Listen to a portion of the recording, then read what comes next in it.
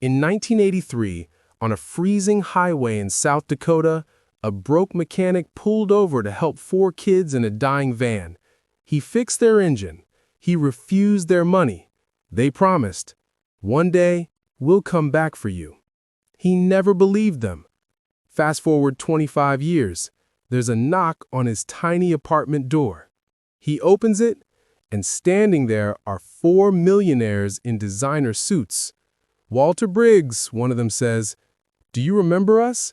1983, South Dakota, you fixed our van." What happens next will completely change how you think about kindness, regret, and second chances. One act of kindness, one broken van, 5 lives changed forever. Welcome to our channel. Make sure you stay to the end of this story, because the twist at the Rock and Roll Hall of Fame, you won't see it coming.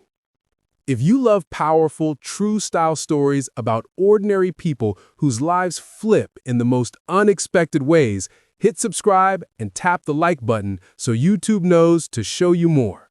Now, let's go back to 1983. It's November 1983, a tiny town in South Dakota. Population, about 1,200. Inside a small garage, Walt Briggs, 46 years old, is locking up for the last time. The bank foreclosed on him 2 days ago. 23 years of running Briggs Auto Repair, gone. His marriage? Over. His wife took their daughter, Natalie, to California. Legal fees ate his savings, loans crushed him. Tomorrow morning, he's leaving town, starting from zero with a construction job his brother found him in Montana. He's packing up his tools when he hears it. Not an engine, not a horn, a guitar. Barely audible, somewhere out on the highway, then it stops. Walt steps into the cold night. Snow is just beginning to fall. Far down the road, he sees it. A beat-up van on the shoulder, hazard lights blinking in the dark. He stands there with his keys in hand. Not my problem anymore, he thinks.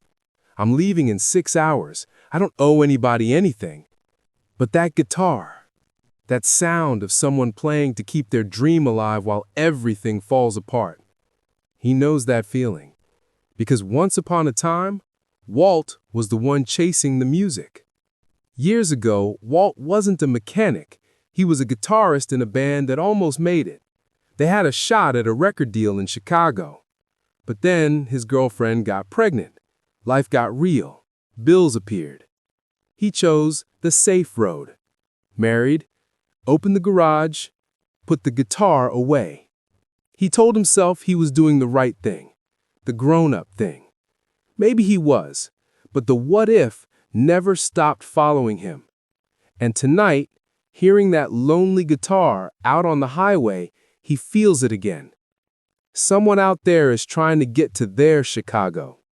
Walt closes his eyes. One last good deed, he decides. Then I'm gone. He grabs his toolbox and drives out into the snow. He pulls up behind the van. 4 young guys are standing around the open hood. Early 20s, long hair, denim, cigarettes, exhaustion. One of them is holding an acoustic guitar. "Your boys broke down?" Danny looks up. Dark hair, thin face, eyes older than his years. Danny: "Yeah, engine died an hour ago. Won't start." Walt checks the engine. Old Dodge, held together with duct tape and hope. Walt: "Fuel pump's gone, radiator's leaking. You're not going anywhere tonight." Danny's face goes pale. Danny: "We have to. We have a meeting in Chicago at 8 a.m. Record label, Atlantic Records. This is our shot." Walt does the math in his head. It's midnight. Chicago is 280 miles east. Even if he could magically fix the van, they'd still be hours late. They're broke. They have $32 between the 4 of them. No money for a tow, no money for a hotel. And then they tell him something else. They're $50,000 in debt after borrowing from the wrong people to record their demo. If this meeting fails, they're not just broke, they're in danger. Walt looks at these strangers and sees himself at 23. And this time, he refuses to let what if win. Walt tows the van back to his garage, the garage that won't even be his tomorrow. Under harsh, fluorescent lights, he introduces himself. Walt. Name's Walter Briggs. People call me Walt. Danny. I'm Danny. This is Rick, Mike, Joey. He notices Danny staring at an old Gibson guitar hanging on the wall. Danny. You play? Walt. Used to. Long time ago. Danny. Do you regret quitting? Walt doesn't answer right away.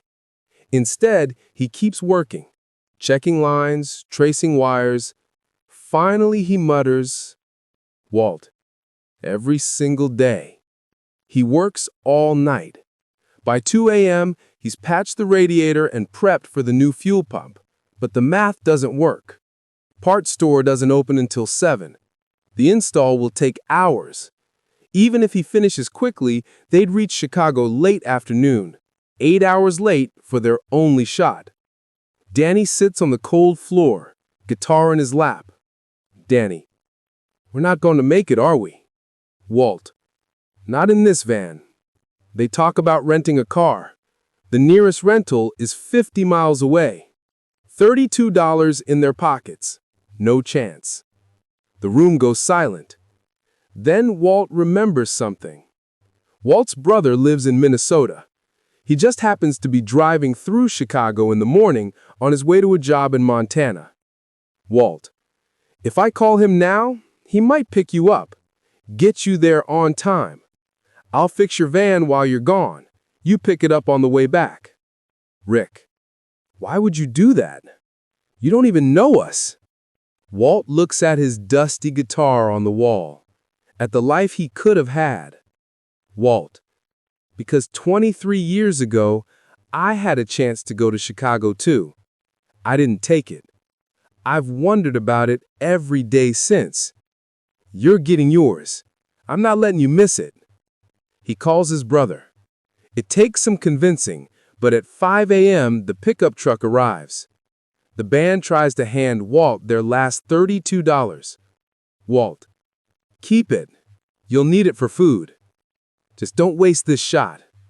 Danny, we'll pay you back. I swear, when we make it, we'll come back. Walt has heard that line before. Nobody ever comes back. Still, he watches them drive off into the pre-dawn darkness. Then he turns back to the van and keeps working. He works until noon.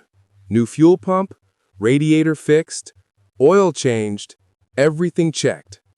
He doesn't know if they made it. He doesn't know if they got the deal. He doesn't know if he'll ever see them again.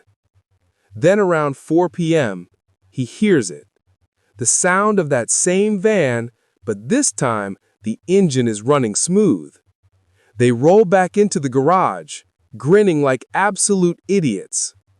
Danny explodes. We got it! We got the deal! Atlantic Records. 2-year development contract. $60,000 advance. A chance to open for a major tour.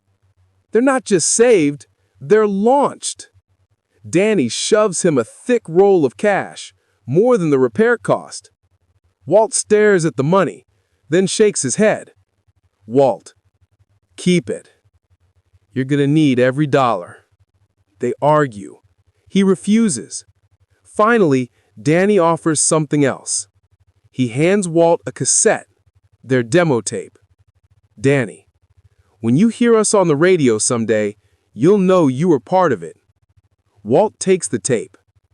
They drive off into the sunset. He locks his garage door for the last time that night and heads to Montana. He keeps that cassette for 25 years. The next part of the story isn't glamorous. Walt spends decades doing construction, then working as a night janitor at a community college in Billings, Montana. He never remarries. His daughter, Natalie, stays in California.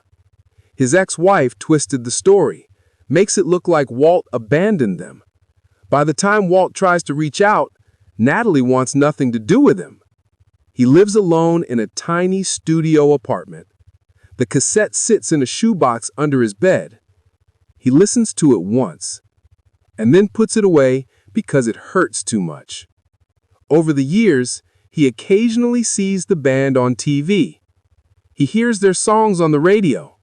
They become huge, multi-platinum albums, sold-out tours, stadiums. He never tells anyone he helped them. Who would believe a janitor who says, "Yeah, I saved that band one night in '83"? He assumes they forgot him. Why would rock stars remember a broke mechanic from a snowstorm 25 years ago? It's now 2008. It's now 2008. Walt is 71 years old. A Tuesday morning. He's expecting maybe the landlord. Instead, he opens the door and sees four men in expensive suits. Early 50s. Confident. Familiar. The man in front has gray-streaked dark hair, a thin face, and eyes Walt recognizes instantly. Danny. Voice breaking. Walter Briggs. Do you remember us? November 1983. South Dakota. You fixed our van. Walt's brain short circuits. He's staring at Danny, Rick, Mike, and Joey. Older now, but unmistakable. They'd found him. They step into his tiny apartment. One room, a kitchenette, a bathroom. These guys probably live in houses bigger than this whole building. Walt finally manages, "How did you find me?" Danny almost laughs. "We've been looking for you for 20 years. They tell him the story. In 1990, they went back to that South Dakota town to find him. The garage was gone. Nobody knew where he'd gone. Later, after they became successful, they hired private investigators. They checked every Walter Briggs in Montana and Wyoming. It took 3 investigators and 2 years to track him through old records and job history. Why? Because to them, Walt isn't some mechanic. He's the man who saved their lives. They tell him something else. On their second album, they wrote a #1 single about him, about a mechanic who saved a band on a dirt highway. They've played it at every concert for 23 years, telling his story on stage, hoping he might hear it. Danny shows him a stadium video on his phone. 20,000 people. Danny on stage, telling the world about a man named Walter Briggs. Walt realizes that song he's heard on the radio 1,000 times, it was always about him. Walt starts crying. He spent 25 years thinking he's invisible, some failed mechanic, a janitor whose life didn't matter. But these 4 men have spent 25 years doing the opposite, proving he matters. Danny hands him an envelope. Inside is a check, not a token, a life-changing amount of money. They tell him, "This covers the repair, plus interest, plus 25 years of royalties for inspiring their biggest hit." Walt tries to refuse it, calls it charity. Danny shakes his head. "This isn't charity. You invested in us that night. This is your return." They ask him a question. "Joey, do you still play guitar?" Walt says no, not in 25 years. Too painful. So, they make him an offer that basically rewires his entire life. They run a music school in Los Angeles for kids who can't afford lessons. They want Walt to teach there, guitar, songwriting, whatever he wants. Salary, benefits, a chance to live inside the music he gave up. Walt is stunned. "I'm a janitor. I'm not qualified." "Danny, you're a man who gave up his dreams to raise a family, who worked his whole life and who stopped on a dark highway to help four strangers with nothing to offer. That's the qualification that matters. But they're not done. There's one more thing. Danny takes a breath. Walt, we found your daughter. Time stops. Natalie. She lives in San Diego. She's a music teacher. Years ago, she went to one of the band's concerts. She heard them tell the story about the mechanic who saved them. It sounded eerily familiar. She did some digging, found out that this Walter Briggs might actually be her father, discovered the truth about the divorce, about how her mother had twisted things. She's been trying to find him for 10 years, and today, they brought her here. Danny, she's outside in the hallway. She's terrified you won't want to see her. Walt's legs almost give out. He opens the door. There she is, a woman in her 40s. Her mother's eyes, his face in the shape of her jaw, crying before either of them says a word. Natalie, whispering, Dad. After 25 lost years, they hug, hard. They talk for hours. They cry. They apologize for things that weren't really their fault. They fill in decades of missing birthdays, holidays, milestones. Natalie has 2 children, Walt's grandkids. He never even knew they existed. He tells her, I never moved on. I never stopped trying. I thought you hated me. She tells him, I was angry. I was confused. But I never hated you. I just didn't know the truth. They both realize something painful and beautiful. They can't reclaim the past, but they don't have to lose another minute of the future. That night, the band takes Walt and Natalie to an expensive restaurant, the kind of place Walt has never been in his life. They make a plan. Walt will move to California. He'll teach at the music school in Los Angeles. He'll live near Natalie and finally be a real grandfather. For the first time in decades, Walt dares to believe that his story isn't over. 6 months later, Walt stands backstage at the Staples Center in Los Angeles. 20,000 people in the arena. It's the band's biggest show of the year. Danny grabs the mic. Danny. On stage. 25 years ago, our van broke down on a highway in South Dakota. A mechanic named Walter Briggs stopped to help us. We were 4 broke kids. He had every reason to drive past, but he didn't. We've been looking for him ever since. And tonight, he's here.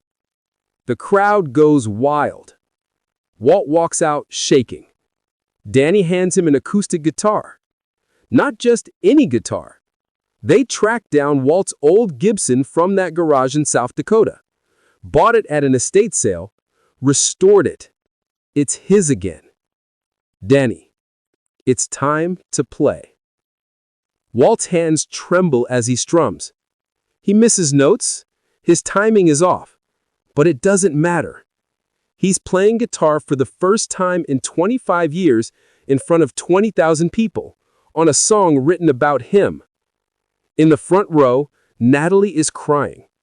Her kids, Walt's grandkids, are watching their grandpa live the dream he gave up before they were even born. Backstage after the show, the band gives Walt one more gift. A framed platinum record for their biggest hit, the song about the mechanic.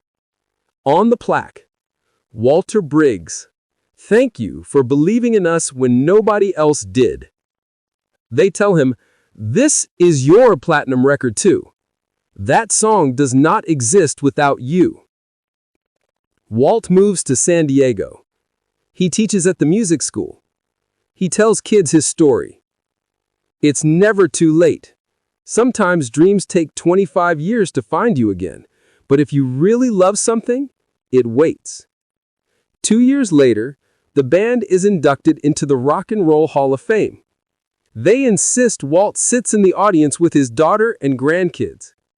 On stage, Danny tells the story again, for the last time to the biggest possible audience, about a mechanic in South Dakota, about a cold night, about one man who stopped when everyone else kept driving. Walt sits there and realizes he thought his story ended in a failing garage in 1983, but it was only the beginning. Walter Briggs spent 25 years thinking he was a nobody, a failed musician, a divorced mechanic, a janitor pushing a mop at night. But 4 men in a broken van remembered him as the man who saved everything. One act of kindness, one decision to stop instead of drive by. That's all it took to change 5 lives forever. Beat. So here's the question I want to leave you with. If you knew that one small act of kindness could echo back to you 25 years from now, would you live your life any differently? If this story hits you in the heart even a little bit, do 3 things for me. 1. Hit the like button. It tells the algorithm this story is worth sharing. 2. Subscribe to Tales Unveiled so you don't miss the next unbelievable true style story. And 3. In the comments, tell me, what's one small act of kindness someone did for you that you'll never forget? Your story might be the inspiration for a future video. Thank you for watching. Now, go watch the video on your screen right now. It's another story where one tiny decision changed everything. I'll see you there.